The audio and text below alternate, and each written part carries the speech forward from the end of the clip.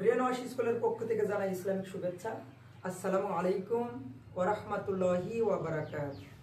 আল্লাহ দয়া, শান্তি আর রহমত তোমাদের সবার উপরে বর্ষিত হোক। তো আসো আমরা সরাসরি ক্লাসে চলে যাই তোমাদের ব্রেনকে ওয়াশ করার জন্য। এসএসসি গণিত 2025 ও 26 ব্যাচের জন্য অষ্টম অধ্যায়ের উপপাদ্য 25 নম্বর জ্যামিতি। এই অষ্টম অধ্যায়ের উপপাদ্য 25 নম্বর জ্যামিতিটা কিন্তু তোমাদের এই বছরের জন্য যারা পরীক্ষা দিবা খুবই গুরুত্বপূর্ণ একটা জ্যামিতি। তো দেখো, বৃত্তের যে কোনো বিন্দুতে অঙ্কিত স্পর্শক স্পর্শ বিন্দুগামী ব্যাসার্ধের উপর লম্ব। প্রশ্নটা কি আরেকবার করি। বৃত্তের যে কোনো বিন্দুতে অঙ্কিত স্পর্শ বিন্দুগামী ব্যাসার্ধের উপর লম্ব। তোমরা আগের যে চিত্রগুলো আমার দেখেছো, স্পর্শগুলা কি সেগুলো অবশ্যই খেয়াল করেছো। মানে আগের যে জ্যামিতিগুলো তোমরা ইউটিউবে আমার দেখেছো। আচ্ছা, আজকেও তোমাদেরকে বুঝিয়ে দেবো, সমস্যা নেই, বুঝতে পারবো ইনশাল্লাহ। তো দেখো একটু কি করি। বৃত্তের কথা বলেছে না, এই যে বৃত্ত আঁকলাম, এই যে বৃত্ত আঁকলাম, ঠিক আছে। তারপরে কি বলেছে যে কোনো বিন্দুর কথা বলেছে। এখানে তো অসংখ্য বিন্দু আছে, ধরে একটা বিন্দুকে টার্গেট নেবে। আচ্ছা, প্রথমে বৃত্ত আঁকলাম, তাহলে তো কেন্দ্র হয়ে গেল, তাই না। কেন্দ্রর নাম দিলাম ও। হ্যাঁ, তারপরে দেখো যে কোনো বিন্দুতে, কির যে কোনো বিন্দু, বৃত্তের যে কোনো বিন্দু। তাহলে বৃত্তের ভিতরে তো অসংখ্য বিন্দু আছে, মনে করো এটা বৃত্ত। হ্যাঁ, দেখো এগুলা কিন্তু অসংখ্য বিন্দু, এগুলো সব অসংখ্য বিন্দু। হ্যাঁ, যে কোনো একটা বিন্দুতে ধরলাম যে এইখানে আমার একটা বিন্দু আছে, এই বিন্দুটার নাম দিলাম ধরো পি দিলাম, ঠিক আছে, পি। যে কোনো একটা বিন্দু নিয়ে নিলাম, ঠিক আছে। তারপরে দেখো, তারপরে যে কোনো একটা বিন্দুতে অঙ্কিত স্পর্শক, এই বিন্দু দিয়ে একটা স্পর্শক টানতে হবে। এই বিন্দু দিয়ে একটা দেখো স্পর্শক টেন দিলাম। ধরো এই যে আমি একটা স্পর্শক কিন্তু টেন দিলাম। দেখো এই বিন্দুটাকে কিন্তু স্পর্শ করেছে, ঠিক আছে, বিন্দুটাকে স্পর্শ করেছে, টেন দিলাম। তারপরে এটার নাম দিলাম ধরো এম, এটার নাম কি দিলাম, এম দিলাম। তাহলে খেয়াল করো তো, দেখো তো এটাকে আমি কি করলাম, প্রথমে একটা অকেন্দ্র বিশিষ্ট বৃত্ত আঁকলাম, তাই না। বৃত্তের যে কোনো বিন্দুতে যে কোনো একটা বিন্দু নিলাম পি, এবং পি এম একটা স্পর্শক টানলাম, ঠিক আছে, ক্লিয়ার। তারপরে আবার কি বলেছে, স্পর্শ বিন্দুগামী ব্যাসার্ধের উপর লম্ব। তাহলে এই যে লম্ব আঁকাবো, লম্ব আঁকাও এটা এই স্পর্শকের সাথে। যখনই লম্বটা আঁকালাম তখন দেখো এটা ব্যাসার্ধও হয়ে গেছে। দেখো কেন্দ্র থেকে বৃত্তে চলে এসেছে না, এটা ব্যাসার্ধ হয়ে গেছে। আশা করি তোমরা বুঝতে পারছো। দেখো স্পর্শ বিন্দুগামী ব্যাসার্ধের উপর লম্ব, যেটা স্পর্শ করিল এই বিন্দুটা, এই বিন্দুগামী একটা ব্যাসার্ধ আঁকাতে বলেছে, যেটা লম্ব হবে, লম্ব হয়ে গেছে। আশা করি তোমরা বুঝতে পেরেছো। এখন আসো আমরা এটাকে লিখবো, যেভাবে আঁকালাম ওইভাবে লিখবো। বিশেষ নির্বাচন, হ্যাঁ, বিশেষ নির্বাচন। তো কিভাবে লিখবো, মনে করি ও কেন্দ্র বিশিষ্ট বৃত্তে, মনে করি প্রথমে, আচ্ছা প্রথমে কি করলাম, প্রথমে কি করেছি দেখো, প্রথমে একটা ও কেন্দ্র বিশিষ্ট বৃত্ত আঁকলাম না। লেখো যে ও কেন্দ্র বিশিষ্ট একটি বৃত্ত আঁকলাম। তারপর কি করলাম, তারপর বৃত্তের একটা বিন্দুকে পি দ্বারা ছেদ করলাম। তারপর বৃত্তের একটি বিন্দুকে, এই যে একটা বিন্দুকে পি দ্বারা কি করলাম, ছেদ করলাম বা চিহ্নিত করলাম, যেমন তাই দিতে পারো। তারপরে কি করলাম দেখো তো, তারপরে পিএম একটা স্পর্শক টানলাম, তারপরে পিএম একটি স্পর্শক টানলাম, ঠিক আছে। তারপরে কি করলাম বলুন দেখি। তারপরে দেখো এই যে পিএম স্পর্শকের ওপরে ওপি কি করলাম, একটা বিন্দুগামী ব্যাসার্ধের উপর লম্ব আঁকলাম, তাই না। তাহলে লম্ব আঁকলাম, তাহলে একে লিখতে পারি যে তারপরে পিএম স্পর্শকের উপর, দেখো পিএম স্পর্শকের উপরে ওপি লম্ব আঁকলাম না, ওপি লম্ব আঁকলাম, তাই না? এখন প্রমাণ করতে কি বলেছে দেখো, প্রমাণ তো তোমরা জানো যে তোমাদের হচ্ছে কি যে এই যে জ্যামিতির শেষের অংশটা প্রমাণ। তো দেখো শেষে কি বলেছে যে স্পর্শ বিন্দুগামী ব্যাসার্ধের উপর লম্ব। তাহলে এখানে দেখো প্রমাণ করতে হবে যে কি যে স্পর্শ বিন্দুগামী ব্যাসার্ধের উপর লম্ব। স্পর্শ বিন্দুগামী কোনটা, এটা না? তার মানে প্রমাণ করতে হবে যে কি দেখো তো পিএম, তাই না?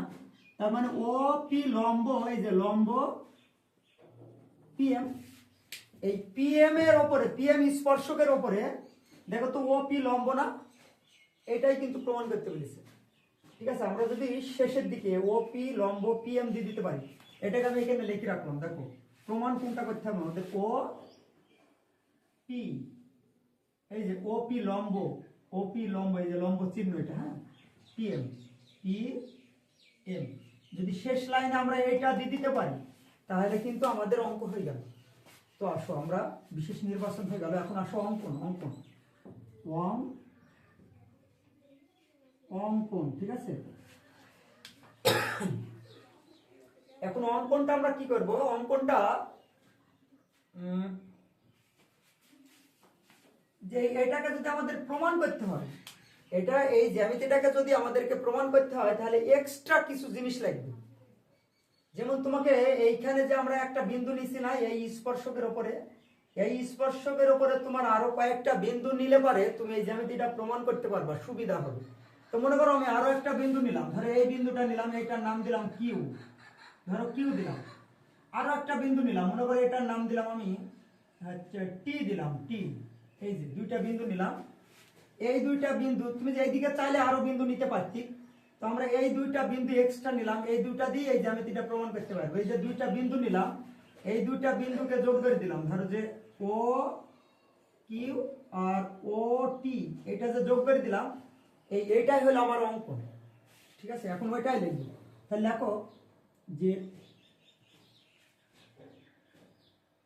পি এম স্পর্শকের উপর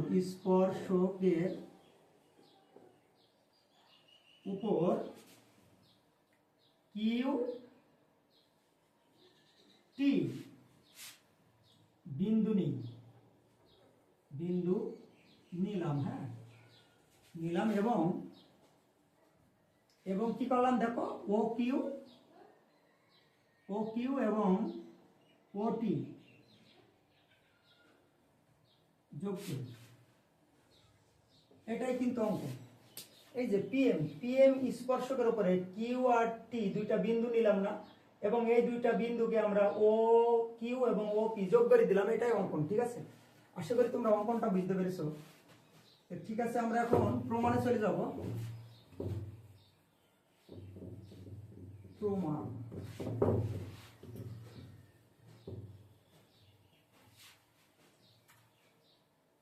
আচ্ছা 30 সেকেন্ডের জন্য একটা বিরতি নিই।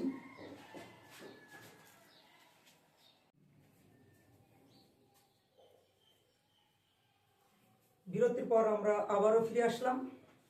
তো এখন আমাদের প্রমাণ, ঠিক আছে। তো প্রমাণটা দেখো কিরকম।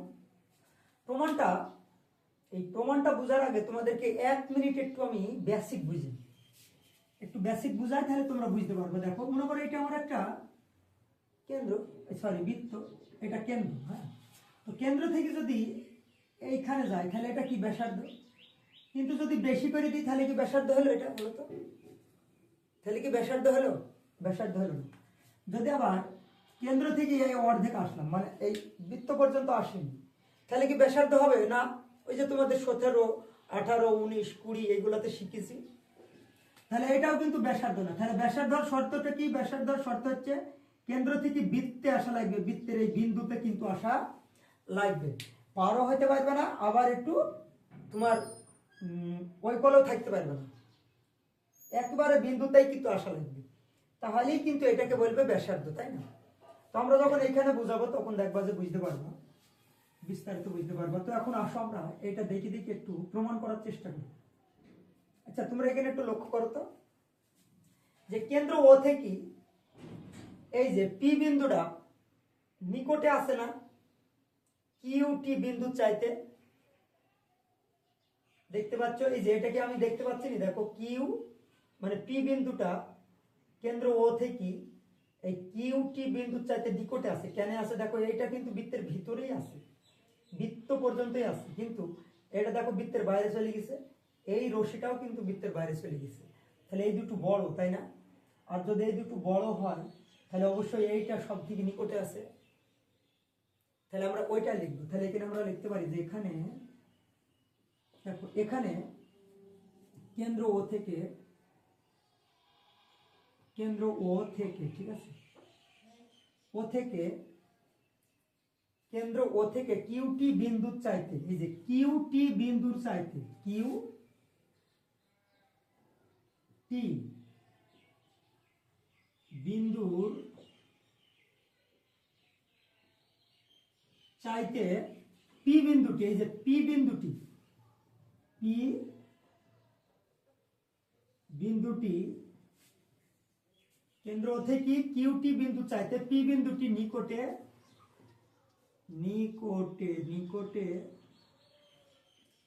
অবস্থান করছে। দেখো তো ভুল লাগলাম, এটাকে আমি ভুল লাগলাম। দেখো তো এই যে পি বিন্দুটা, দেখো তো এই পি বিন্দুটি নিকটে অবস্থান করছে না কেন্দ্র ও থেকে এই কিউটির চাইতে। এই যে কিউটির চাইতে দেখো ও পিটা কিন্তু তোমার এই ও কিউ এর চাইতে নিকটে অবস্থান করছে।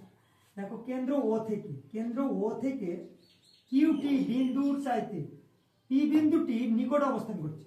এই কেন্দ্র থেকে যদি তুমি চিন্তা করো, দেখো এই বিন্দুটা যতটুক দূরে আছে তার চাইতে কেন্দ্র ও থেকে এই দুইটা বিন্দু দূরে আছে না, বেশি দূরে আছে না? তাহলে এটা নিকটে না, পি বিন্দুটা নিকটে না, সেটা লিখছি। হ্যাঁ, তাহলে আমরা এখন লিখতে পারি কিভাবে, দেখো এটাকে আমরা এইভাবে লিখতে পারি। তাহলে অতএব এটা লিখতে পারি যে ও পি চাইতে ও কিউ বড়, এটা লিখতে পারি, ঠিক আছে।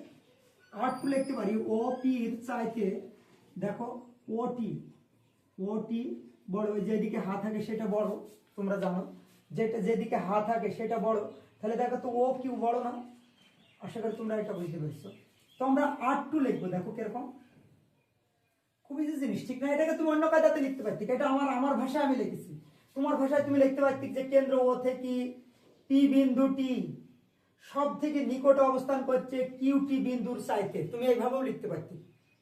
তোমার ভাষায় তুমি লিখবা, আমি আমার ভাষায় লিখেছি, ঠিক আছে। তারপরে দেখো আর একবার দেখি একটু আবার। আচ্ছা, এখানে যদি তোমরা লক্ষ্য করো তো আর একবার লক্ষ্য করো, সেটা দেখো এই যে পি বিন্দুটা একমাত্র বৃত্তের বিন্দুর সাথে আছে, আর বাকি কিউ বিন্দু এবং টি বিন্দু দেখো বৃত্তের বাইরে চলে গেছে। এই জিনিসটা লেখো যে পি বিন্দু ব্যতীত অন্য সকল বিন্দু কোনগুলো? এই যে কিউ বিন্দু আর এই যে টি বিন্দু, এই যে ব্র্যাকেটে দিয়ে দিলাম, ঠিক আছে। অন্য সকল বিন্দু বৃত্তের বাহিরে অবস্থান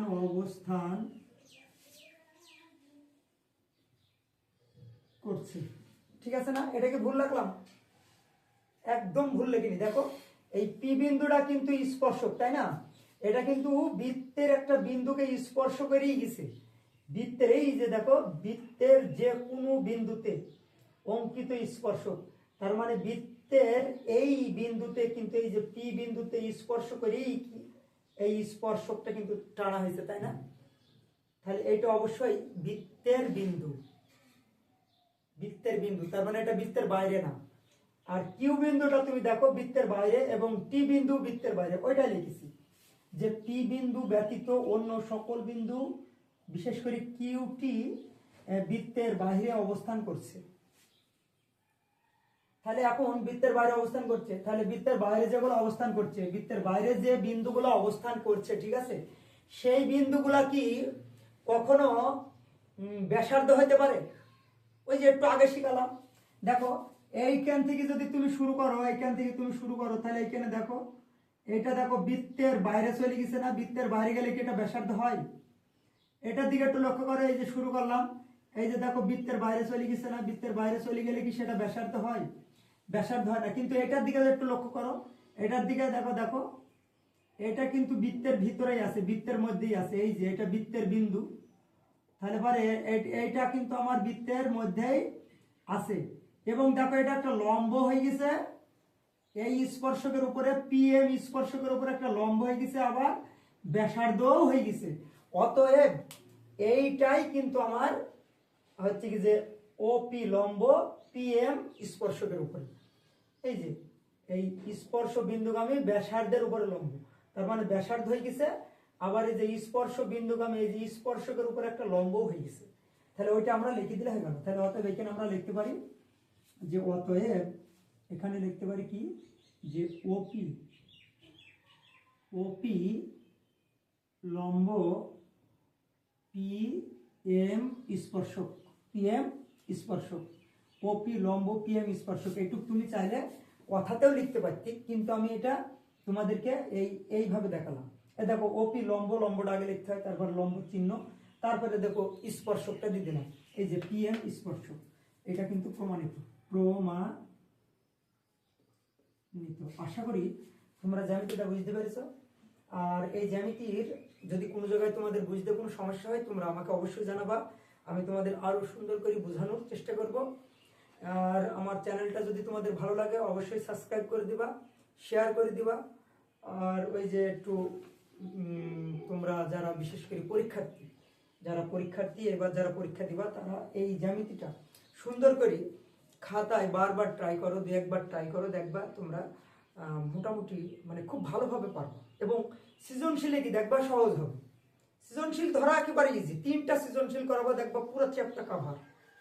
ঠিক আছে, এখানে শেষ করছি। আবারও জানাই ব্রেন ওয়াশ স্কুলের পক্ষ থেকে ইসলামিক শুভেচ্ছা।